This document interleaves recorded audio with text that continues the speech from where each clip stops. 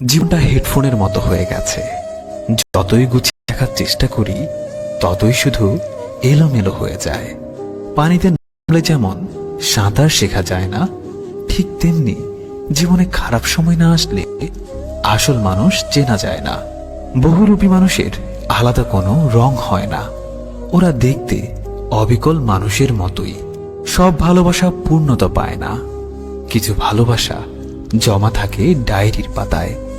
মেয়েদের রূপ আর ছেলেদের পকেট ভর্তি টাকা না থাকলে সমাজ তাদের কখনোই ভালো চোখে দেখবে না, এটাই বাস্তবতা। গুরুত্ব দেবে যত, সস্তা ভাববে তত। কথাটা তেতো হলেও সত্য। ধাক্কা এমন একটা জিনিস, যতই খাবে ততই শিখবে। আমি তাকে যতটুকু ভালোবাসি, সে আমাকে ঠিক ততটুকুই অবহেলা করে।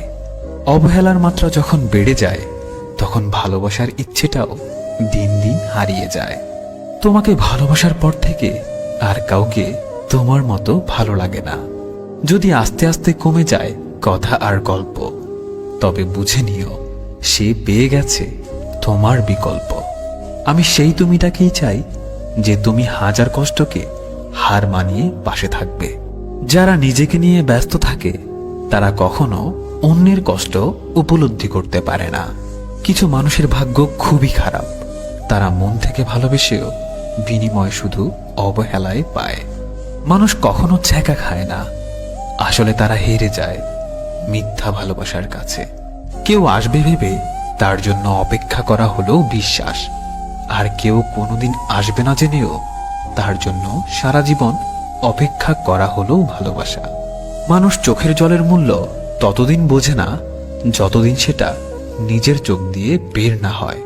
মানুষের বাহিরের রূপটা যত সহজে দেখা যায়, তদ্রূপ যদি ভেতরের রূপটা দেখা যেত, তাহলে কারো চেনার মধ্যে কষ্ট থাকতো না। আমিও আর বলিনি কথা, সেও নেয়নি খোঁজ। একটা সময় ভালোবাসতাম খুব, খবর নিতাম রোজ।